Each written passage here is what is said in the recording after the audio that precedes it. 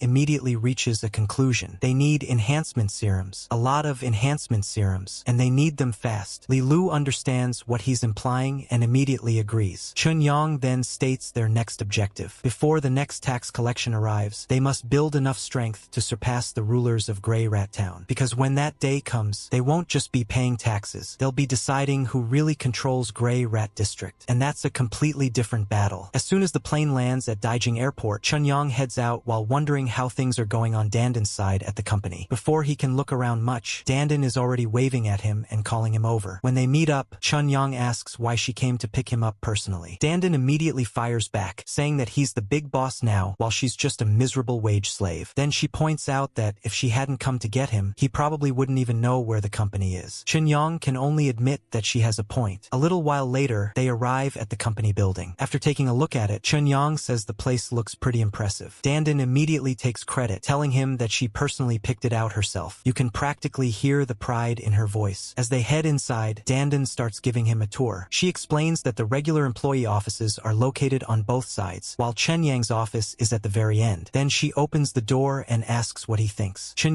looks around carefully before taking a seat. After checking everything out, he says he's very satisfied. Not bad. For a company that's only just getting started, things are looking pretty decent. Once he's settled in, Chen asks about the recruitment progress. Danden reports that the finance and legal departments have already been onboarded, while the remaining departments are still going through the hiring process. After updating him, she asks whether they should hold a meeting with the current employees. But Chen immediately rejects the idea. He says there isn't much point because he wouldn't even know what to say at a meeting right now. Danden is completely speechless. She points out that she's never seen a startup boss become a hands-off boss this quickly. The company has barely started, and this guy is already delegating everything. Chen however, seems completely unconcerned. He explains that his main responsibility will be the company's products and research and development. Everything else, that's going straight to Danden. Naturally, Danden immediately realizes what's happening. She says she knew he was planning to exploit her. Honestly, fair reaction. Chen immediately tries to dress it up nicely. He tells her this is actually training. They're simply developing their abilities in advance. Then he pats her on the head and tells her that when the company grows larger in the future, she'll be able to serve as his right-hand woman. Danden clearly enjoys the compliment, but she still lets out a helpless sigh. She says she genuinely has no idea where Chen gets all this confidence from. Then she warns him not to run the company into the ground. Meanwhile, Chen remains completely confident. After all, he knows something nobody else does. With the technological support he's getting from the wasteland, he believes there is absolutely no chance things will go wrong. After discussing the company's recruitment progress, Chun-Yang suddenly asks about the game distribution platforms. Dandan reports that most of them have already been settled and are following the standard revenue-sharing agreements. Then she hands over the contract documents. She explains that the app stores operated by mobile phone brands still require product inspections, so those will take a little more time. However, there is one particular problem. Chun-Yang immediately asks what the issue is. Dandan explains that the problem comes from the Fruit Phone App Store. Naturally, Chun-Yang wants to know what happened. Dandan tells him that their contact over there heavily hinted that they should proactively offer some kickbacks. Otherwise, their application would simply have to wait in line for inspection. Hearing that, Chun-Yang is immediately unhappy. He makes it clear that he has no intention of paying any kickbacks, not even a little. Dandan understands his position, but she still points out the reality of the situation. The Fruit Phone has a massive market share. If their game can't launch on its app store, they'll lose access to a huge number of potential users. But Chun-Yang remains completely unconcerned. He tells her not to worry. Their product will speak for itself. At the same time, he believes that sooner or later, the other side will be the one asking them to join. Dandan can only shrug. At the end of the day, he's the boss. If that's his decision, then that's his decision. So she says she'll go back to work and leaves the office. After she leaves, Chun-Yang relaxes in his chair for a moment. As he leans back, another idea suddenly crosses his mind. He wonders whether developing his own mobile phone brand in the future would be possible. After all, if he controlled a major mobile platform, he could also earn a share of the revenue from games released by other companies. It's an interesting thought, but after considering it for a moment, he decides it's still far too early to be thinking about something like that. One step at a time. For now, there are more important things to handle. So Chun-Yang gets up and decides to head home first. However, just as he's leaving, something unexpected happens. A familiar face suddenly appears right in front of him. The two spot each other at almost the exact same moment. Chun-Yang immediately recognizes her as Fang Jia, and at the same time, Fang Jia recognizes him as well. Just as Chun-Yang is about to leave, Fang Jia suddenly calls out to him. She says it's quite a coincidence running into him there, and immediately asks where his girlfriend is. Chun-Yang is caught off guard for a moment. Then he remembers that Jiang Jinglong had previously told everyone that Xu Ye was his girlfriend. No wonder Fang Jia asked that. Wanting to change the subject, Chun-Yang asks what she's doing there. Fang Jia explains that she's here for a job interview because she wants to change jobs. Just talking about it seems to put her in a good mood. Meanwhile, Chun-Yang can't help wondering whether she's interviewing at his company. That would be one heck of a coincidence. Still, he doesn't ask any further questions. Instead, he simply wishes her success and prepares to leave. But before he can go, Fang Jia suddenly stops him. Chun-Yang asks if there's something else. Looking slightly shy, Fang Jia brings up next week's class gathering. She explains that Jiang Jinglong wants to invite all the classmates who stayed in Daxing out for a meal. Then she asks whether Chun-Yang plans to attend. Chun-Yang immediately asks if she wants him to go. Fang Jia says that there aren't many classmates left in Daxing anymore, and keeping in touch could help everyone look out for each other in the future. After hearing that, Chun-Yang agrees. He says he'll be there on time. With that settled, the two part ways. Meanwhile, back at Grey Rat District D, construction is in full swing. The moment Chun-Yang arrives, people immediately start greeting him everywhere he goes. Everyone is calling out to Boss Chin. And honestly, compared to when he first arrived, the atmosphere is completely different now. Chun-Yang starts inspecting the construction work and asks about the progress of the defensive fortifications. One of the workers quickly reports that everything is going smoothly. Now that everyone has enough food to eat, morale is extremely high. People are working harder than ever. According to the current progress, the entire perimeter should be sealed off within a few more days. Once that's done, ordinary mutant creatures won't be able to enter the base anymore. Hearing that, Chun-Yang immediately asks a more important question. What about human enhancers? Can these defenses stop them too? The worker hesitates before admitting that the effectiveness would be much lower. After all, mutant creatures can be trapped. Humans can think. And once brains enter the equation, ordinary traps become a lot less reliable. Hearing that, Chun-Yang realizes they still have a long way to go. The base's armaments need to be expanded even further. Just then, someone suddenly notices a familiar figure approaching. The person excitedly points out that Li Lu has returned. A moment later, Li Lu arrives and immediately reports back. Even though the journey has clearly exhausted her, the second she sees Chun-Yang, her mood instantly improves. She practically lights up. Then,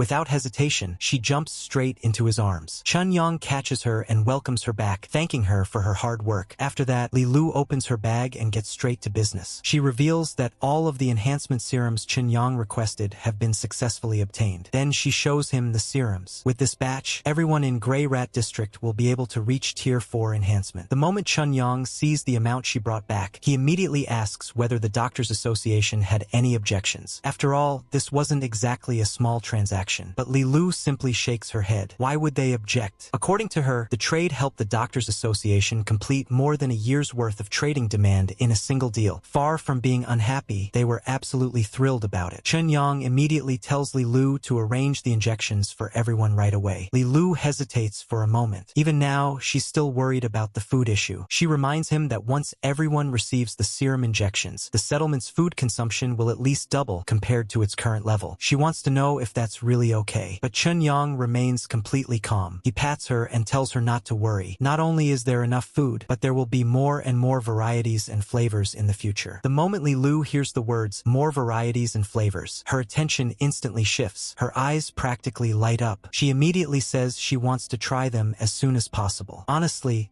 the girl went from worrying about logistics to thinking about food in record time. Chun-Yang can't help smiling. He reassures her that every time a new variety arrives, she'll be the first one allowed to taste it. Hearing that, Li Lu becomes even happier. She excitedly tells him that he's the best boss to her. Then she suddenly remembers something important. Her expression becomes more serious as she reports another piece of news. While handling the recent trades, she discovered that information about their massive food for supplies exchanges has already started spreading. Even though they deliberately changed people and locations during the transactions, the secret still leaked out. Chun-Yang isn't particularly surprised. He says this kind of thing was inevitable from the beginning. The more resources they trade, the harder it becomes to stay hidden, which is exactly why they need strength, and they need it fast. Chun-Yang explains that after everyone finishes receiving their enhancement serums, their first priority should be increasing the settlement's ability to fight against other enhancers. Then he reminds Li Lu of another task. Once the serum injections are complete, everyone's weekly salary needs to be adjusted accordingly. Li Lu immediately agrees. She says she'll recalculate everything and later report the total figures back to him. But Chun-Yang still isn't finished planning. He gives one more important order. He tells Li Lu to select a few smart and capable people from the settlement and secretly send them into Grey Rat Town. Their mission will be to act as undercover spies. Li Lu immediately understands the purpose. This way, they'll be able to monitor Grey Rat Town's movements as soon as anything happens. But Chun-Yang points out that gathering information isn't the only goal. They also need to discover exactly what hidden cards the rulers of Grey Rat Town are holding. Only by understanding both sides can they properly prepare for the conflict that's clearly approaching. Li Lu nods and says she'll make the arrangements immediately. Then, just before leaving, she suddenly remembers one last thing. According to her, Uncle Wei recently sent word that his research and development project has already produced results. The moment Chun-Yang hears that, his attention snaps back. Li Lu asks whether he wants to go confirm it in person, and Chun-Yang doesn't need a second invitation. The game is finally finished. After waiting all this time, he's naturally excited to see the results. So without wasting another moment, he decides to head over immediately. The second he gets there, he excitedly asks if the game is really complete. Uncle Wei turns around and tells him he arrived at the perfect time because the debugging was just finished. Then something unexpected happens. A small creature suddenly appears and starts chirping. Chun-Yang immediately stops and asks what exactly that thing is. Uncle Wei explains that this is the game content Chun-Yang requested. To achieve the virtual reality effect, they used holographic projection technology to display the game's creatures. As he explains, he casually interacts with the little creature. Meanwhile, Chun-Yang is completely stunned. He asks whether this kind of effect can really be achieved on a mobile phone as well. Uncle Wei confidently says yes. In fact, to make everything compatible with the phone's hardware, they even developed a special algorithm specifically for it. According to him, the algorithm may be somewhat outdated by their standards, but it's extremely stable. Then Chun-Yang presses a button. The next moment, another creature pops out from the phone and jumps directly onto him. At that point, he's genuinely amazed. The guy asked for a mobile game. A few days later, Uncle Wei hands him what basically looks like science fiction. Honestly, the technological gap between these worlds is doing some heavy lifting. Meanwhile, Uncle Wei notices that Chun-Yang has gone quiet. Seeing that reaction, he starts getting nervous. He worries that the boss boss might not be satisfied with the final product. But Chun Yang's silence has nothing to do with disappointment. He's still processing what he's seeing. Then he immediately asks about something important. What's the manifestation range of these spirit beasts? Uncle Wei explains that because the holographic projection relies on the phone's camera, the maximum range is roughly 3 meters around the device. After hearing that, Chun Yang asks another key question. Can all of the game's systems and programs be implemented on a normal computer using a programming language? Uncle Wei confidently says yes. However, he also mentions that he specifically designed an entirely new programming language for the project. Then he asks whether that's acceptable. The moment Chun Yang hears that, he becomes even more excited. Not only is there no problem, but he says the result completely exceeded his highest expectations. Far exceeded them. Only then does Uncle Wei finally relax. The poor guy looks like a mountain has been lifted off his shoulders. After all, he clearly poured an insane amount of effort into this project. Chun Yang notices immediately and asks whether he's okay. Uncle Wei insists that he's fine. He simply hasn't slept in a very long time and is feeling a bit sleepy. A bit sleepy. Yeah, the man looks like he personally fought the final boss of game development. Chun Yang quickly tells him to sit down and get some rest. But Uncle Wei still insists on staying available in case there are any questions about the game. Then Chun Yang remembers one final thing he needs to know. The file size. He asks how large the game actually is. Uncle Wei immediately reassures him. To solve that problem, he utilized cloud technology so that the terminal device only needs to process a very small amount of data. As a result, the game's installation size is only a little over 400 megabytes. The moment Chun Yang hears that number, he realizes the finished product is even more ridiculous than he initially thought. A game with holographic projection, spirit beasts, and virtual reality features, and it only takes a little over 400 megabytes. After hearing the final file size, Chun Yang is genuinely shocked. A little over 400 megabytes? The guy can barely believe it. Nowadays, mobile games casually take up tens of gigabytes of storage. Even some simple card games end up being ridiculously large. Yet, Uncle Wei somehow created a game with holographic projection and spirit beasts that only takes a little over 400 megabytes. At this point, Chun Yang is once again reminded just how insane wasteland technology really is. However, Uncle Wei quickly points out one important limitation. Because the game relies on cloud technology, it can no longer run offline. Players must connect to the network in order to retrieve data from the server. Hearing that, Chun Yang isn't worried at all. In fact, he almost seems pleased. After all, if players aren't connected to the internet, how are they supposed to recharge money into the game? The boss is already thinking several steps ahead. Then Chun Yang asks one final question. How was the game's monetization system designed? In response, Uncle Wei pulls up a panel and shows him the details. According to him,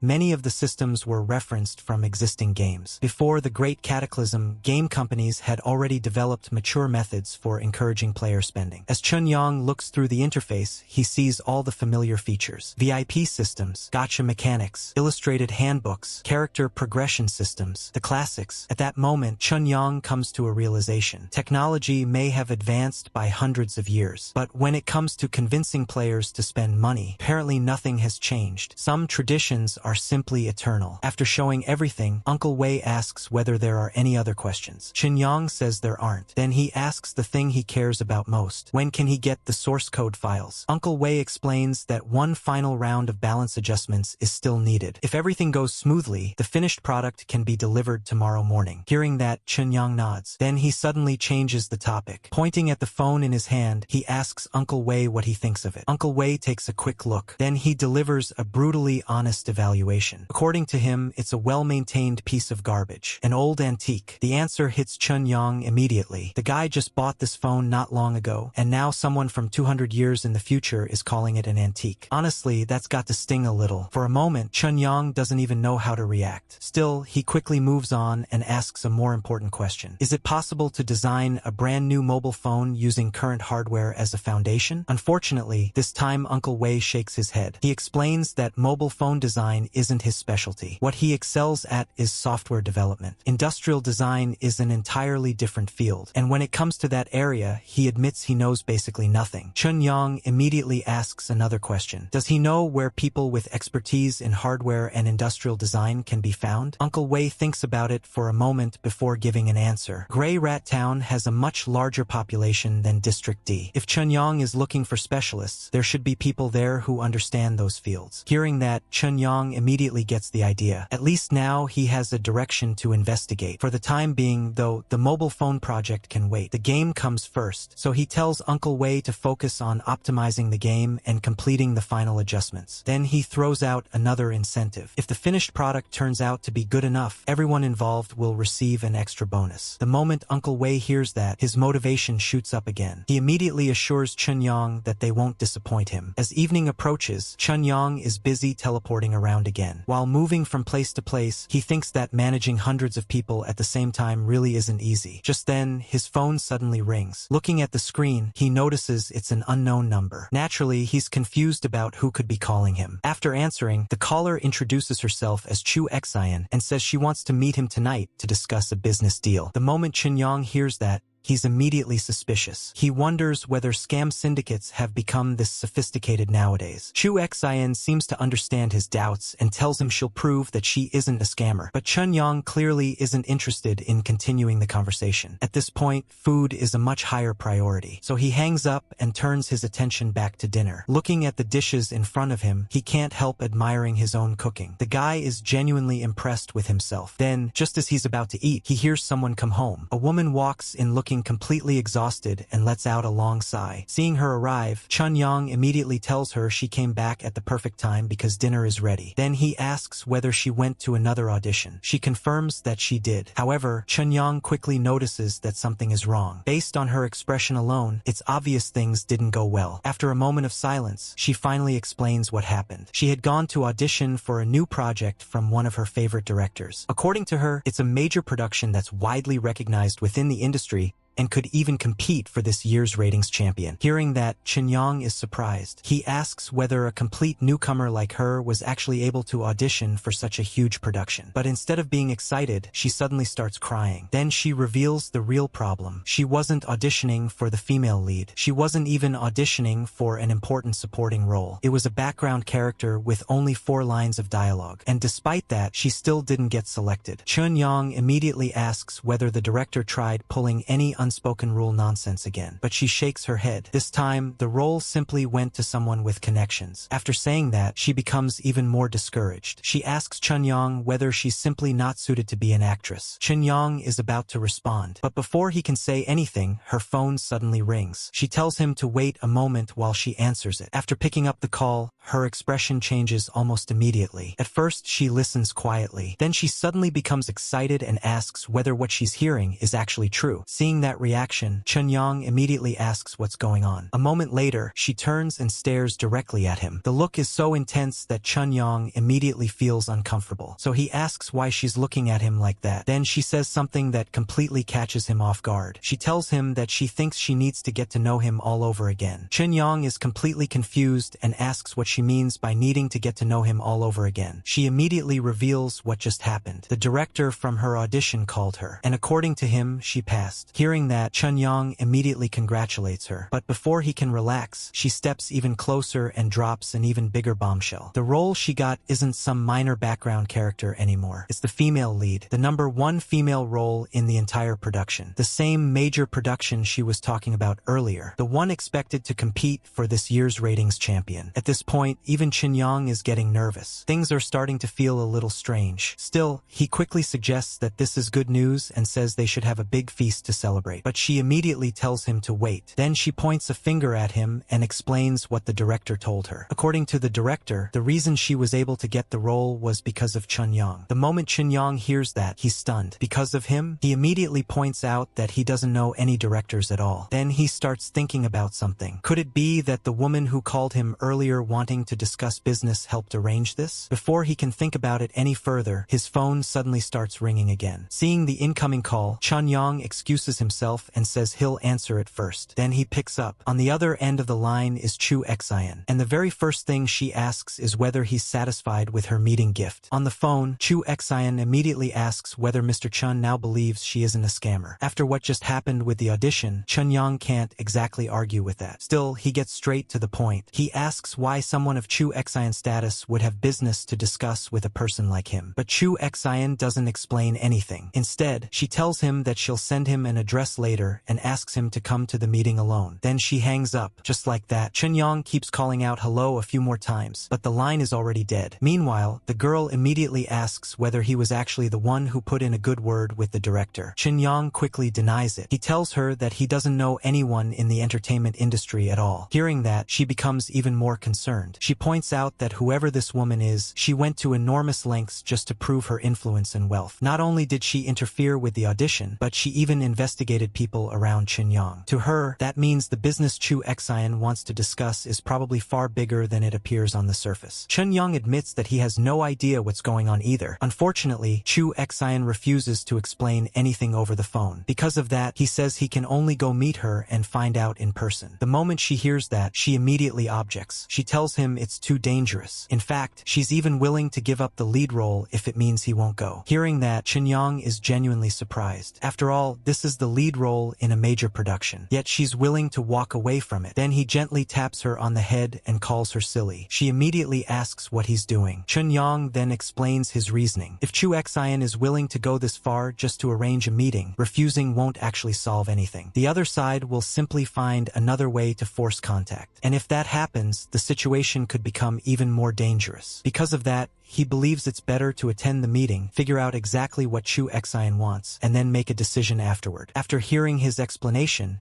she finally understands. Even so, she can only ask him to be extremely careful. Chunyong reassures her and says he already has his own arrangements. As night falls, Chunyong arrives at the meeting location. The building's interior is decorated in a very retro style, giving the entire place a unique atmosphere. Before he can enter, one of the guards stops him and asks whether he is Chunyong. After confirming his identity, the guards explain that they need to make sure he isn't carrying any weapons. Chunyong doesn't resist at all. He simply tells them to go ahead. After completing the search, the guards confirm everything is fine. Then they tell him to follow them because Miss Chu is already waiting inside. As Chunyong follows them deeper into the building, he carefully observes the people around him. The more he looks, the more surprised he becomes. The aura coming from these guards is actually stronger than Li Lu's. Just from that alone, he can tell that none of them are ordinary people. Seeing that, he can't help wondering whether his current Tier 2 enhancement would be enough to defeat them if a fight broke out. A moment later, one of the guards stops in front of a door. After knocking, he announces that Chunyong has arrived and asks for permission to let him enter. The door finally opens. As Chunyong walks inside, he immediately sees Chu Xian waiting for him. Not only that, but a full table of delicious food has already been prepared. Chu Xian politely invites him to take a seat. She explains that the matter was urgent, which is why her way of inviting him may have been somewhat offensive. Then she asks for his understanding. After that, she introduces the meal. According to her, although the restaurant isn't open to the public, its Guanfu cuisine is extremely authentic and worth trying. Then she gets straight to another matter. She openly admits that she spent the last few days conducting a background investigation on Chunyong. As an apology, she says she'll punish herself with a drink first. Hearing that, Chunyong isn't impressed at all. He points out that it's easy for her to say that now, but how could someone simply not mind being investigated? After putting down her glass, Chu Xian calmly explains her reasoning. She says she only wanted to confirm one thing, whether Chunyong truly had no connections to people within her social circle. According to her, that information was extremely important, which is why she felt she had no choice but to investigate. Chunyong responds that an ordinary person like him would never normally have any dealings with a major figure like her in the first place. Surprisingly, Chu Xian agrees. She says he's absolutely right. If it weren't for one specific event, their paths never would have crossed. Then she directly mentions Chunyang's grandfather. More specifically, the fact that his grandfather's liver cancer was suddenly cured. The moment those words leave her mouth, Chunyong is shocked, because this is exactly the topic he didn't want anyone investigating. At that moment, only one thought flashes through his mind. Was the secret exposed after all? After hearing Chu Xian bring up his grandfather's miraculous recovery, Chunyong immediately says he has no idea what she's talking about. But Chu Xian isn't buying it. She straight up tells him to stop pretending. Then she gets right to the point. If Chunyong is willing to tell her the method used to cure his grandfather, she's prepared to offer offer 3 rewards. The first reward is that she can arrange for someone to cover up the loopholes in his grandfather's medical records, ensuring that nobody else will discover what happened. The second reward catches Chunyang completely off guard. Through a venture capital fund, she is willing to provide angel round financing for Chunyang Technology Company Limited, 100 million, in exchange for only 5% of the company. The moment Chunyang hears that number, even he is shocked. 100 million is no small amount. Still, he remains calm and asks about the third reward. Chu Xian then reveals it. The third reward is the friendship of the Chu family. To make sure he understands exactly what that means, she tells him that her grandfather is Chu Liangpeng and suggests looking him up himself. After checking, Chunyang quickly realizes that Chu Liangpeng is an extremely influential figure. He immediately asks whether that really is her grandfather. Chu Xian calmly confirms it. Then she asks whether he finally understands the value of the Chu family's friendship. At this point, Chunyang starts weighing everything carefully. Money isn't actually the main issue. With the technology he has access to, he believes wealth can be earned sooner or later. However, his grandfather's medical records are a genuine hidden danger, and if he wants to continue doing business smoothly in the future, having powerful people backing him certainly wouldn't hurt. The problem is trust. This deal comes with no real binding guarantees. So how exactly is he supposed to trust Chu Xian? Perhaps noticing his hesitation, Chu Xian proposes a compromise. She says she'll provide the first 2 rewards in advance tomorrow. As for the friendship of the Chu family, that will officially take effect once her grandfather has completely recovered. After hearing that proposal,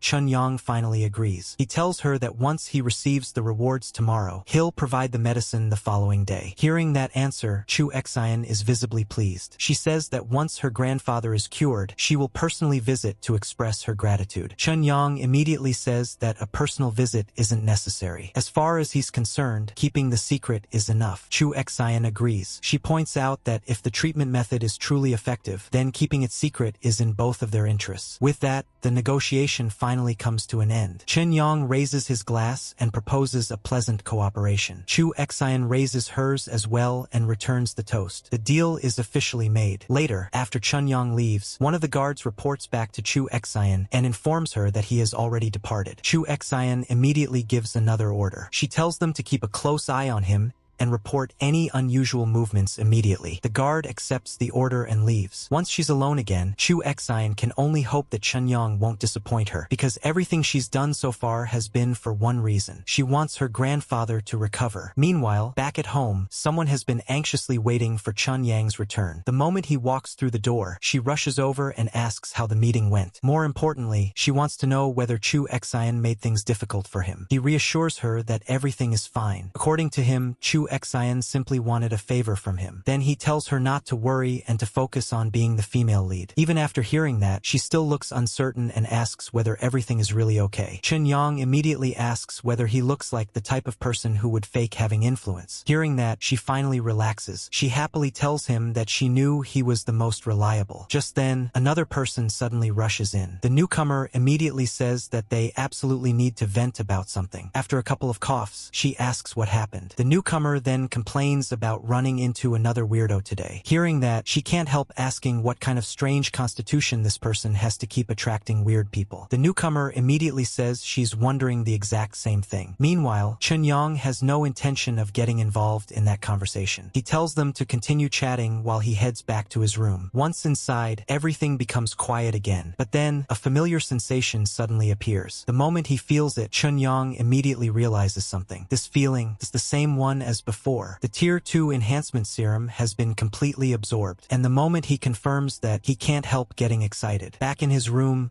Chunyang starts testing his body. He throws a few punches into the air and does some training. After checking his condition, he realizes that his strength has increased by more than half compared to before. The improvement is obvious. Then he remembers something Li Lu told him. Normally, it takes at least a week to fully absorb a Tier 2 enhancement serum. Yet for him, the entire process finished in less than 3 days. That's way too fast. Looking at the Tier 3 serum in his hand, Chunyang decides not to rush things. For now, he'd rather figure out what's causing this this abnormal absorption speed before injecting another serum. The next day, he heads back to Grey Rat District. The moment Li Lu sees him, she immediately gets excited and jumps onto him. Clearly, she's happy to see the boss again. After greeting her, Chunyang gets straight to the point. He tells her there's something he wants to ask. Li Lu asks what it is. Chunyang explains that his Tier 2 serum has already been completely absorbed and wants to know why it happened so quickly. Hearing that, Li Lu is surprised. She admits that she's never seen anyone absorb a Tier 2 serum that fast before. However, she does have a theory. According to her, before enhancement can fully take effect, the serum first repairs cells that have been contaminated by radiation. After hearing that explanation, Chunyang immediately starts understanding where she's going with this. Li Lu continues, the heavier the radiation contamination, the longer the repair process takes, which means the opposite is also true. If Chunyang absorbed the serum unusually fast, then his body must have almost no radiation contamination. And that's what confuses her. After the Great Cataclysm, everyone in the wasteland was exposed to radiation. So why is Chunyang different? The question immediately puts Chunyang on the spot. Fortunately, he reacts quickly. He lets out an awkward laugh and says that it seems the anti-radiation facilities used by his organization are extremely advanced. Then he immediately changes the subject and asks whether there are any risks associated with absorbing the serum too quickly. Li Lu says there aren't. Hearing that answer, Chunyang is relieved. At least now, he doesn't have to worry about some hidden side effect suddenly appearing. With that matter settled, he gives Li Lu a new task. He tells her to trade for another recovery serum and says he'll come pick it up tomorrow. Li Lu immediately accepts the assignment. Then Chunyang tells her to continue with her work because he's going to visit Uncle Wei and collect the game. Li Lu says goodbye and the two separate. Soon afterward, Chunyang arrives at Uncle Wei's house. The first thing he asks is whether everything is ready. Uncle Wei tells him it's already prepared. Then he hands over a hard drive and explains that all of the project's data is stored inside. He also mentions that thanks to the help of the younger members, development progressed much faster than expected. After hearing that, Chunyang is very satisfied. He immediately announces a reward. Everyone who participated in the game's development will receive an extra month's worth of supplies. The moment those words come out, the entire room erupts with excitement. The employees are thrilled. Even Uncle Wei looks happy. Before long, everyone is cheering for Boss Chin. Back in the modern world, the situation is a lot less cheerful. Dandan reports a problem. The game license application has already been submitted. However, the approval process is being suppressed from above and hasn't been reviewed at all. As things stand, there is no way to launch the game on schedule. Chunyang remains surprisingly calm. He tells Dandan not to worry and to continue pushing forward with all the other work as planned. As for the game license, he'll find a way to handle it himself. Dandan immediately asks the obvious question. Does he know the person responsible for the reviews? Chunyang says no, but he does mention that he recently acquired a very valuable friendship. Then he hands over the game's source files. He tells Dandan to give them to the testing department first and have them spend some time playing the game. At the same time, they should summarize any potential modifications or improvements. Dandan takes the files and says she understands. Just then, Chunyang's phone rings. After answering, he hears Chu Xian's voice on the other end. This time, Chunyang doesn't waste any words. He immediately says there's something he would like her help with. Chu Xian asks what he needs. Chunyang explains that his company is preparing to release a game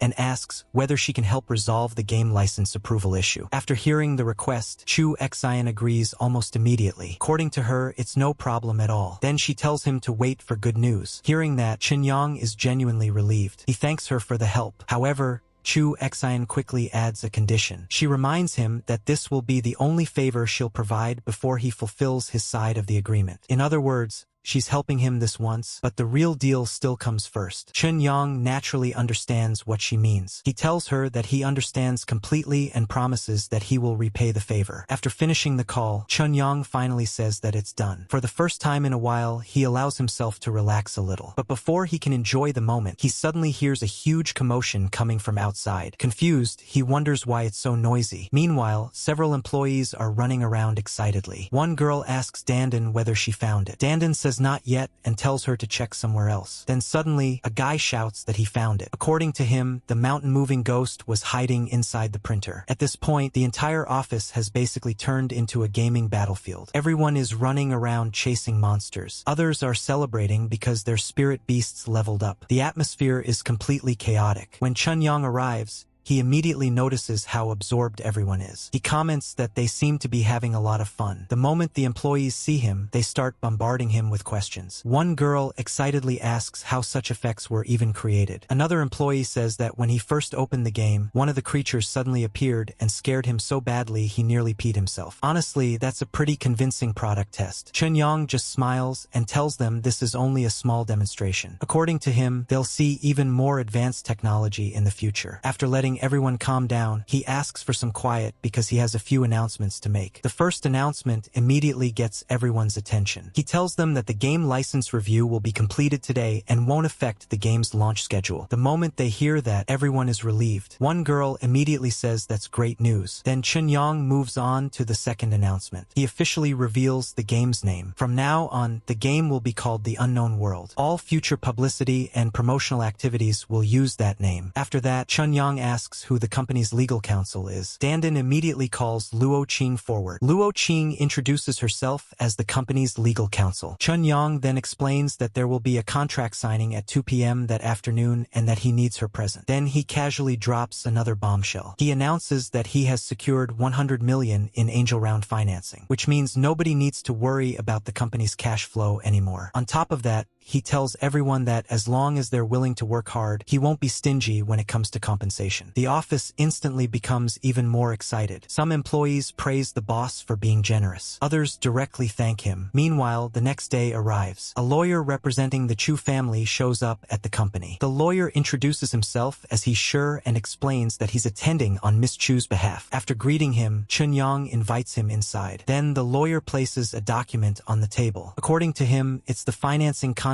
drafted for this investment round. Chun-Young doesn't rush to review it himself. Instead, he immediately asks his legal counsel to examine it first. After reading through the document, Luo Qing's expression changes completely. She looks genuinely shocked. Seeing her reaction, Chun-Young asks whether there's a problem. Luo Qing immediately shakes her head. Not only is there no problem, but from her perspective, the terms are unbelievably generous. The Chu family is investing 100 million in cash, yet they're only taking 5% of the company's shares. And if the company fails to make money in the future, the investors can't blame them for losing their investment. Even as she's saying it, Luo Qing sounds like she can barely believe the contract is real. After hearing Luo Qing's opinion, Chun-Young asks one final question. Are there any legal issues with the contract? Luo Qing immediately shakes her head. According to her, there are no problems at all. The contract is completely fine. She tells him he can sign and stamp it without worrying. With that confirmation, Chun-Young doesn't hesitate. He signs the contract and officially stamps it. Seeing everything finalized, he informs him that the 100 million capital injection will be transferred into the company's account later that day. Chun-Young thanks him for the effort. Soon afterward, the meeting comes to an end. As he prepares to leave, Chun-Young personally sees him out. He thanks him again for making the trip.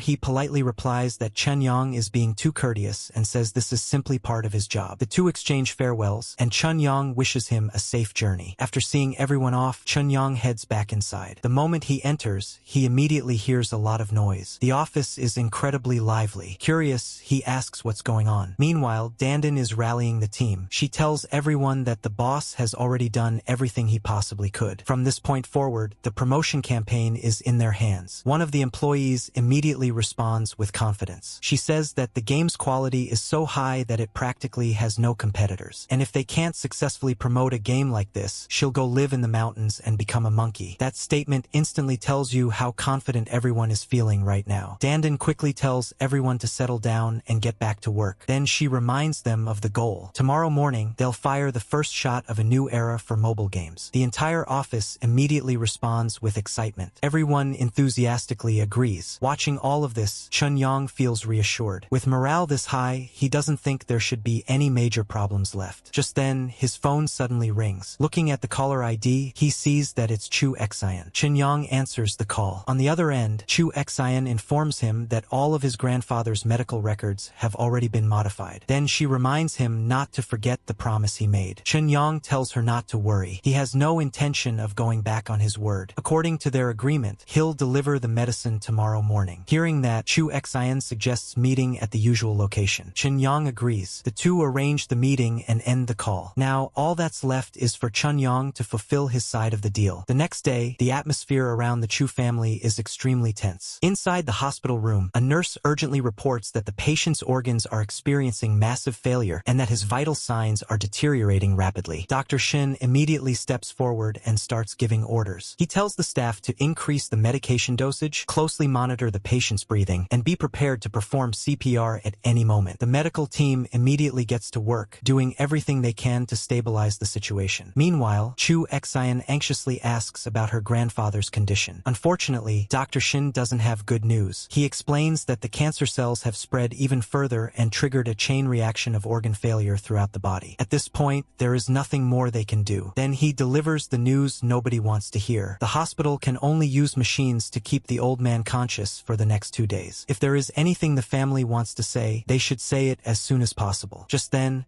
a guard arrives. He informs Dr. Shin that the family head is currently discussing matters in the main hall and wants to see him immediately. Dr. Shin says he understands. Before leaving, he tells Chu Xian to accept his condolences. After everyone leaves, Chu Xian is left standing there alone. At this point, all of her hopes are resting on one person. She can only silently hope that Chunyang arrives in time. Meanwhile, in the wasteland world, the atmosphere couldn't be more different. Li Lu is busy organizing paperwork while a bag of gold sits nearby.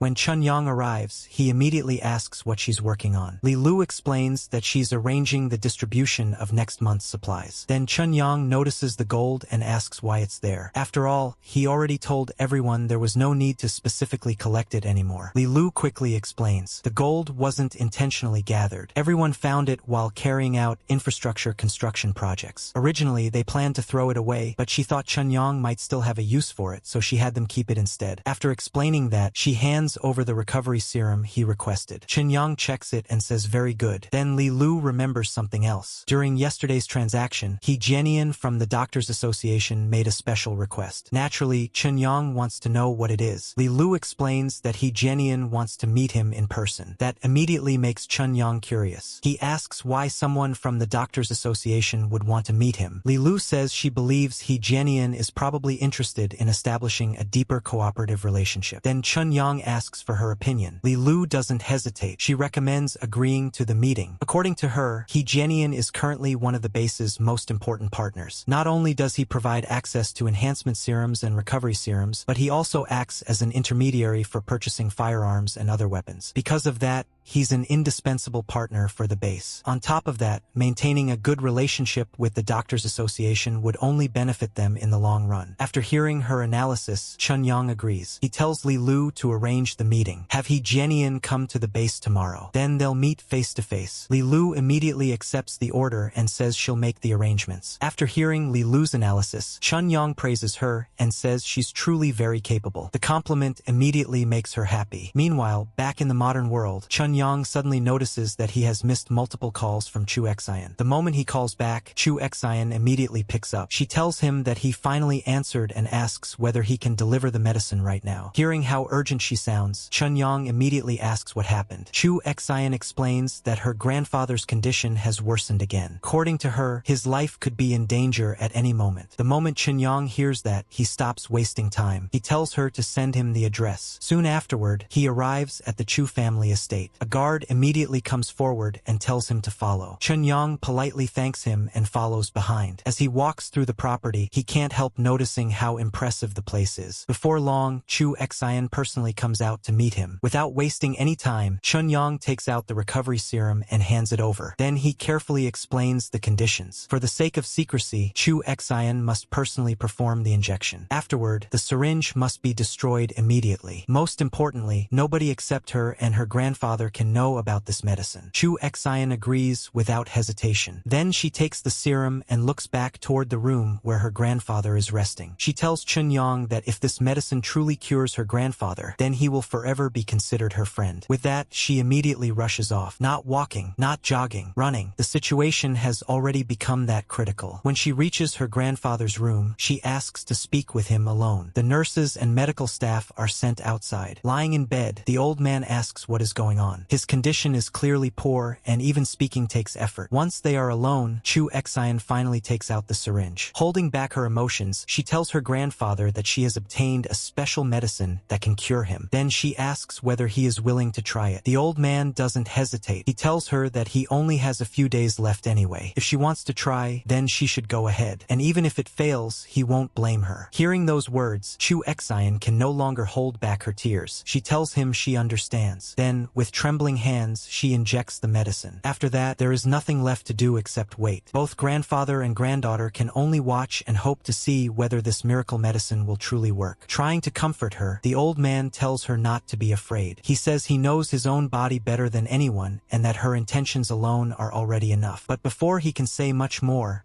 something suddenly changes. A strange feeling spreads through his body. Then, to Chu Xian's shock, he slowly sits up. Seeing this, she immediately rushes over and asks what's wrong. The old man looks at his hands and then at his legs. He says that strength has suddenly returned to his limbs. In fact, he feels like he's recovered. The moment she hears that, Chu Xian completely loses control of her emotions. She starts crying and says it actually worked. It really worked. Then she immediately says she'll call someone to perform a full-body examination. However, her grandfather quickly stops her. He tells her to come back first. Confused, Chu Xian asks what's wrong. The old man then asks where she got the serum. Chu Xian explains that she received it from a friend. The moment he hears that answer, his expression becomes serious. He tells her that she's already an adult and shouldn't act so recklessly. Then he points out the biggest problem. If she suddenly runs out and starts calling doctors, how is she going to explain his recovery? Chu Xian immediately says she'll just tell everyone that a friend gave him a home remedy. The old man almost can't believe what he's hearing. He tells her that's incredibly naive. A home remedy that completely cures someone who is practically at death's door? Nobody would believe that. Then he explains the real danger. A medicine capable of curing cancer would create a massive sensation if it were exposed. Because of that, they absolutely cannot allow the serum or the person who provided it to be revealed so casually. Chu Xian understands the concern. However, she points out that his recovery is so sudden that people will still want an explanation. The old man simply says they don't owe anyone an explanation. According to him, they can just tell everyone that he suddenly got better on his own. Chu Xian asks what happens if nobody believes that story. The old man immediately dismisses the concern. If people don't believe it, then they don't believe it. What are they going to do? Come interrogate him personally? As far as he's concerned, protecting the person who provided the serum is the top priority. Under no circumstances can that person be exposed. Hearing that, Chu Xian promises that she understands. She tells her grandfather to rest assured because she knows exactly what to do. Satisfied with that answer, the old man lies back down on the bed. He points out that suddenly walking around normally would be far too conspicuous. For now, it's better to continue acting naturally. Then Chu Xian brings up another matter. She mentions that she already invested money into Chun Yang's newly established gaming company. According to her, it was basically like handing him 100 million for free. But her grandfather immediately shakes his head. He tells her she's thinking about it the wrong way. If Chun Yang truly wanted money, a serum like this could potentially earn hundreds of billions. Compared to that, 100 million is nothing. In his opinion, the reason Chun Yang accepted the investment is probably because he didn't want Chu Xian to feel burdened by receiving such a huge favor. Hearing that explanation, Chu Xian suddenly finds it difficult to argue. When she thinks about it carefully, it actually makes sense. Then the old man suddenly changes the topic. With a very interested look on his face, he starts asking questions about this mysterious friend. He wants to know whether the friend is a man or a woman, how old, and most importantly, whether that person is married. After hearing her grandfather's questions, Chu Xian immediately becomes embarrassed. She asks what kind of nonsense he's thinking about. The old man simply laughs it off. He tells her that maybe he's thinking too much. However, he still insists on one thing. At some point in the future, she must find an opportunity to bring this friend over so he can meet him personally. Hearing that, Chu Xian becomes even more shy. Meanwhile, completely unaware of this conversation, Chun Yang suddenly sneezes. Then he jokingly wonders whether he's become more handsome lately,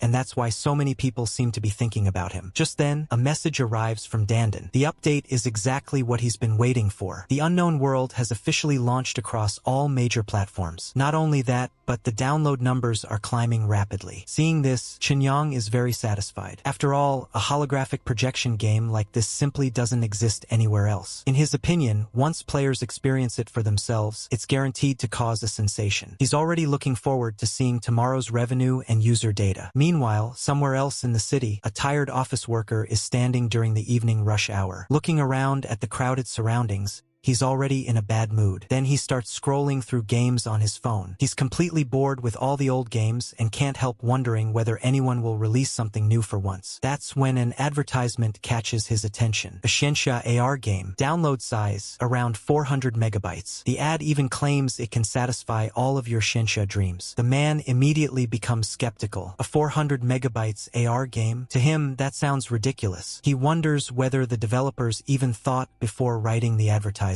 Still, curiosity gets the better of him, so he decides to download it just to see what's going on. A short while later, the registration process finishes successfully, and then something suddenly appears. A cute little rabbit starts flying around him. The man nearly jumps out of his skin. He immediately lets out a shocked scream. At the same time, the people nearby notice it too. One older man stares at the rabbit and asks what exactly is sitting on the young man's shoulder.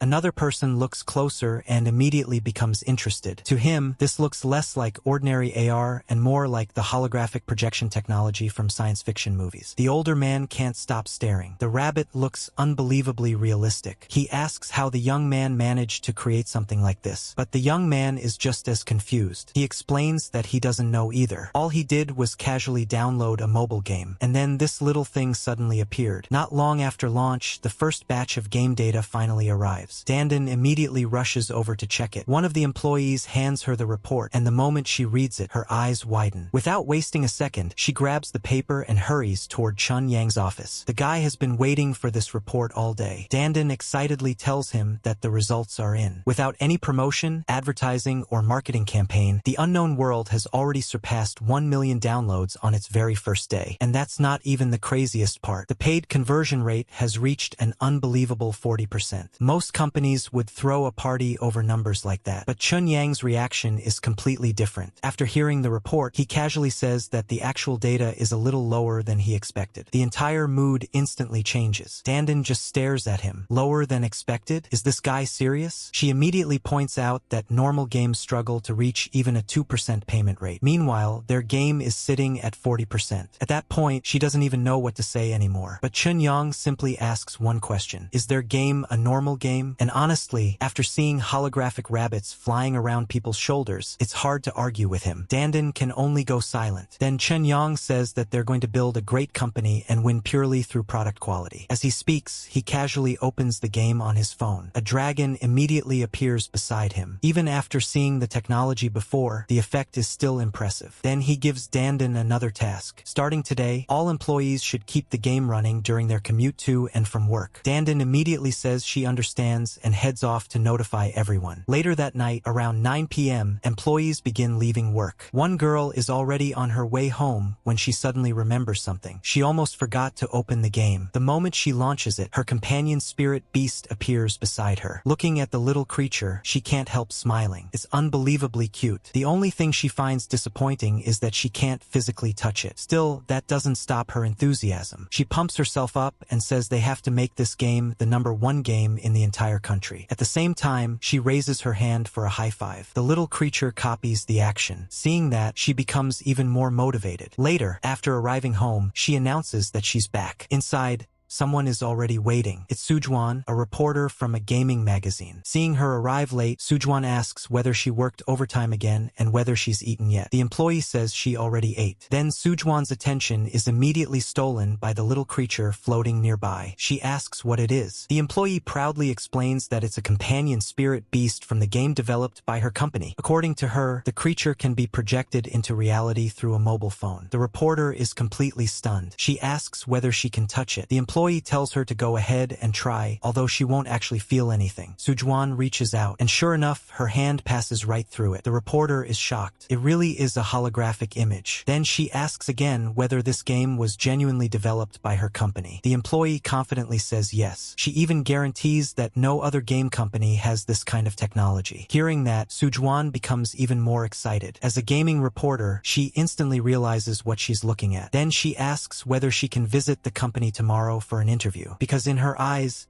this isn't just another mobile game. This is a completely disruptive product. Hearing that, QQ suddenly remembers something. She points out that Sujuan is a reporter for a gaming magazine after all. Then she says she'll send a message to President Zhao first and ask for permission. The moment she hears that, Sujuan becomes even more excited. As a gaming reporter, she immediately realizes how huge this opportunity is. In her mind, she's already calculating the potential traffic. An exclusive interview for a game like The Unknown World? That alone could probably complete her page view quota for the entire year. The more she thinks about it, the more excited she becomes. Her brain is already coming up with headlines. Exclusive report, The Unknown World. The mobile game that changed everything. The mystery behind The Unknown World. One after another, title ideas start popping into her head. At this point, she's practically seeing page views flying toward her. Then she immediately grabs QQ and starts pleading. She says that no matter what happens, QQ absolutely has to help her convince the boss to accept the interview. To make her offer even more tempting, she promises a reward. If the interview succeeds, she'll treat QQ to 3 big meals. Not 1, not 2, 3. The level of determination is honestly impressive. If you don't want to miss what happens next, then subscribe right now, turning on all the notifications. In the meantime, you can check out these other crazy stories as well.